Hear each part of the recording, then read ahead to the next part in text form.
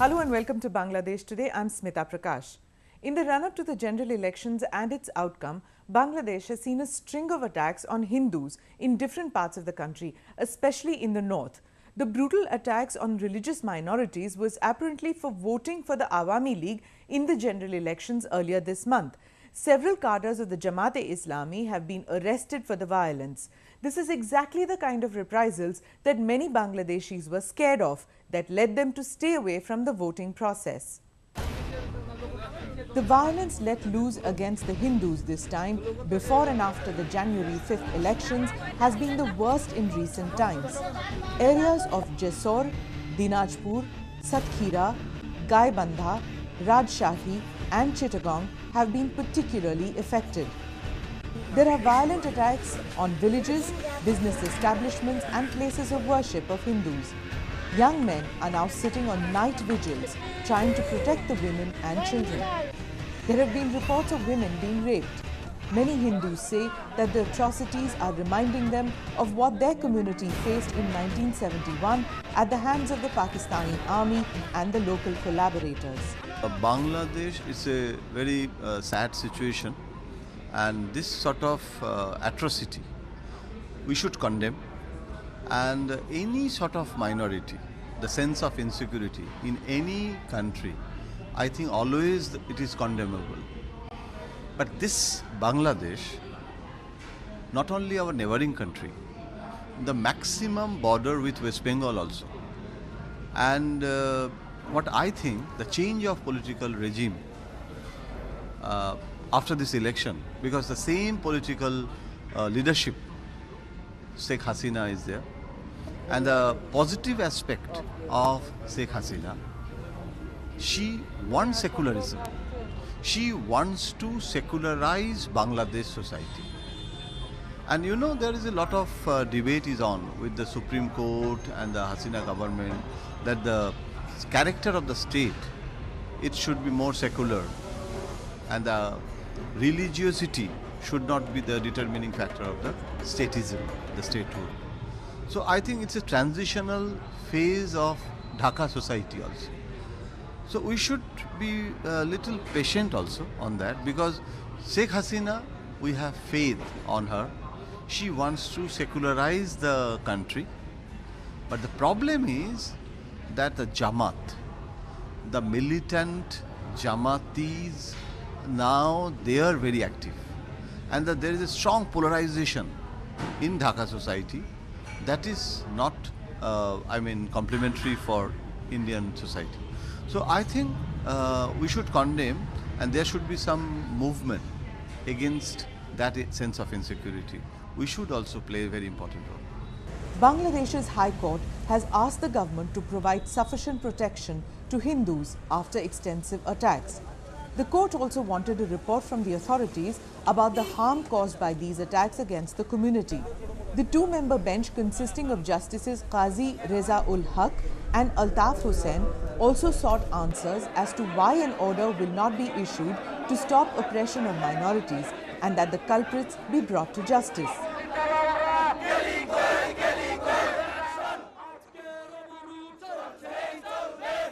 Bangladeshi Hindus took out a protest march in Dhaka against the atrocities their community is facing at the hands of the BNP-led hooligans and their allies. They demanded stern penalty against the attackers and called for prompt rehabilitation of the victims. আমরা মহাজোর থেকে এসেছি, আমরা চাই আমাদের হিন্দুদের শান্তি, আমাদের হিন্দুদের ঘরবাড়ি মন্দির পোড়াইয়ে দিয়েছে, মা বোনদের নির্যাতন করেছে, তার উচিত বিচার আমি চাই, তার উচিত বিচার আমি চাই। Meanwhile, a UK-based group of Bangladeshi Hindus, Buddhists and Christians living in Europe demonstrated outside the British Parliament protesting against the atrocities committed on Hindus in Bangladesh. The protesters of the Campaign for the Protection of Religious Minorities in Bangladesh also marched to the British Prime Minister's office in 10 Downing Street to tender a petition to Prime Minister David Cameron to criticize the attacks. Another petition was sent to the Bangladeshi High Commissioner in London to be forwarded to the Bangladeshi Prime Minister. In India, the opposition Bharatiya Janata Party strongly condemned the attack on Hindus and asked the Indian government to take up the issue with the Bangladeshi government through diplomatic channels. See, what is happening in Bangladesh, particularly against the minorities, Hindus, post-election is very sad story. It was happening even before the election. Unnecessarily, without any cause, the minorities, the Hindus are targeted in villages. This is absolutely unacceptable. And therefore, we expect that the Bangladesh government takes a strong action against the perpetrators of crime who are burning, attacking the temples, burning the houses of Hindus and indulge into loot and plunder. And therefore, we demand strong action against the perpetrators. India's External Affairs Ministry, though on its part, has said that it is in touch with Bangladesh over reports of attacks on Hindus. External Affairs Ministry spokesperson Syed Akbaruddin said that the government was aware of the reports on attacks on minorities in the past few days. In 2001, during the BNP Jamaat regime, thousands of Hindus had left Bangladesh for India after constant persecution. The Awami League government will need to take quick steps to restore law and order in the Hindu majority districts to restore confidence in its citizens. The threat to minorities in Bangladesh is clearly from the Jamaat and its political ally, the BNP. Former Prime Minister and Chief of the BNP, Khaleda Zia, has not tried to rein in the Jamaat, nor has she tried to stop their anti-minority acts. Instead, she indirectly blamed the Awami League government for the attacks. She said that the minority people were attacked to divert the attention of the people and the international community from what she termed a farcical election. Khaleda Zia will not sever ties with the Jamaat despite the ethnic cleansing activity they are indulging in. The Jamaat in Bangladesh is on the same track as its counterpart in Pakistan to rid the country of non-Islamic denomination people. The Jamaat and various Islamic fundamentalist groups have constantly played a divisive role since Bangladesh's War of Liberation. In 1971, they sided with the Pakistan Army in ethnic cleansing and eliminating people who were demanding an independent nation based on a linguistic and secular identity. In 1971, Bangladesh was just 25% Hindu. Today, 8% remain, but it is still the second largest religious community in the country. In the 1971 Liberation War, all communities, including Hindus, had fought together for the liberation of Bangladesh. Today, they are once again fearing for their life, liberty, property and dignity due to the retributive action by the Jamaat cadres. The Jamaat's hidden agenda is to convert Bangladesh into a monolithic Islamic country like Pakistan. This is clearly a challenge to the civilizational history and identity of Bangladesh. Meanwhile, in other news, the 2014 T20 World Cup and the Asia Cup, which is to be hosted by Bangladesh, has come under a cloud of uncertainty because of the unsettling atmosphere prevailing in the country. Cricket security officials are expected to meet in Bangladesh later this week to decide whether it is safe to hold the World T20 Cup, which kicks off on March 16th this year. They may, at the last moment, decide to move the tournament to neighbouring India or possibly Sri Lanka. Cities of Dhaka and Chittagong are scheduled to hold the major bulk of the matches. The Chief Executive of the Federation of International Cricketers Association, Paul Marsh, has said that the players were concerned about the threat aspect and therefore it was totally compulsory to get an independent and unambiguous inspection. Many countries, including Australia, England, New Zealand and West Indies, have already expressed reservations about travelling to the South Asian nation. The Asia Cup, which begins from February 25th, has been given the green signal. The tournament will be held at two separate venues in Dhaka, Fatullah and Sher-e-Bangla Stadium, beginning with Pakistan's clash against Sri Lanka at Fatullah. Meeting in Colombo, the Asian Cricket Council examined the security plan proposed by the Bangladesh Cricket Board before giving the tournament the go-ahead. Secretary of Sri Lanka Cricket, Nishanta Ranatunga, said that they wanted Bangladesh to host the tournament after all necessary security arrangements are made. We want this region to continue cricket. We need to go and play cricket in all the countries. So the purpose of this meeting was to make sure that we have got sufficient security aspect discussed at this meeting, which we did. So we'll be monitoring the situation, and probably by the 9th or the 10th after the elections in Bangladesh, we will have a relook at it. ACC Chief Executive Shahid Ashraful has also said that the tournament was expected to go ahead as planned.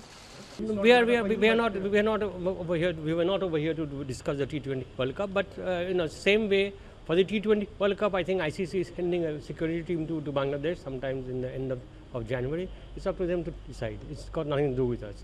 As far as our tournaments are concerned, it's going to be held as scheduled with the addition of Afghanistan. Nizamuddin Chaudhry, the BCB acting CEO, has said in a statement that the board was capable of organising the tournament smoothly and in a peaceful atmosphere.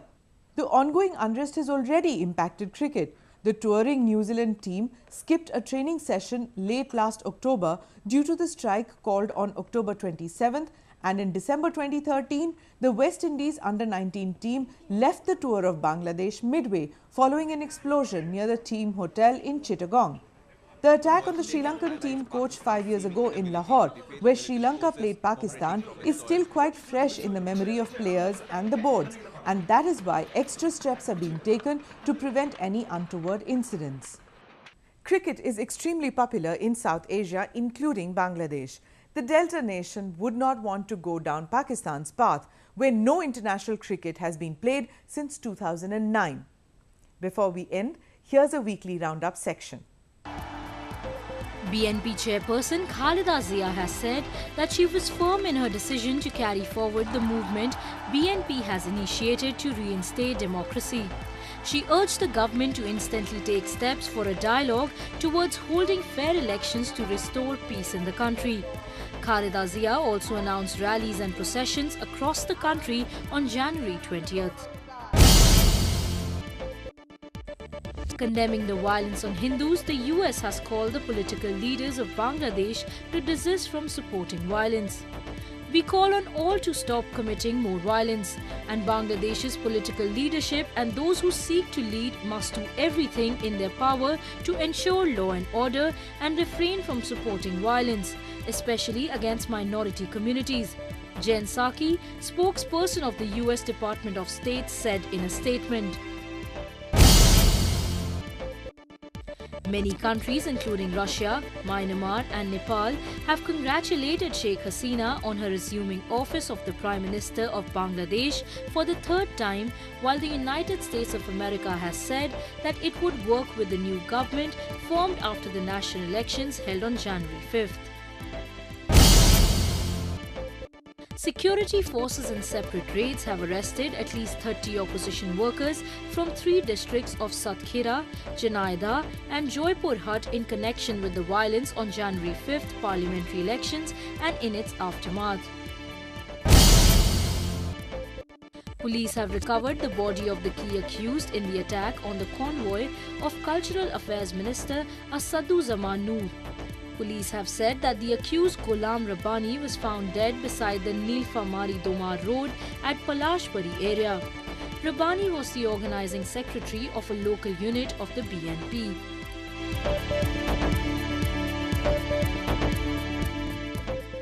This Bangladesh, not only our neighboring country, the maximum border with West Bengal also.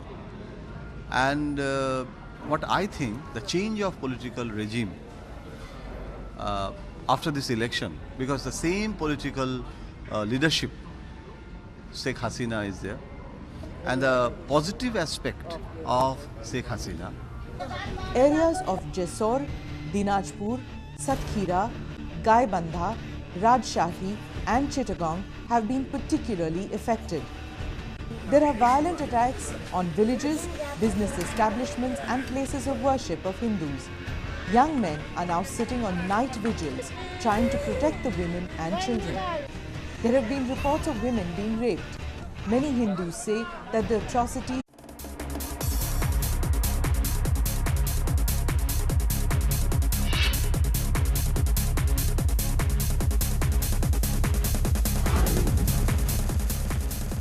Hello and welcome to Bangladesh Today. I'm Smita Prakash. In the run-up to the general elections and its outcome, Bangladesh has seen a string of attacks on Hindus in different parts of the country, especially in the north. The brutal attacks on religious minorities are reminding them of what their community faced in 1971 at the hands of the Pakistani army and the local collaborators. Bangladesh is a very sad situation, and this sort of atrocity we should condemn. And any sort of minority, the sense of insecurity in any country, I think always it is condemnable. But minorities was apparently for voting for the Awami League in the general elections earlier this month. Several cadres of the Jamaat-e-Islami have been arrested for the violence. This is exactly the kind of reprisals that many Bangladeshis were scared of, that led them to stay away from the voting process. The violence let loose against the Hindus this time, before and after the January 5th elections, has been the worst in recent times.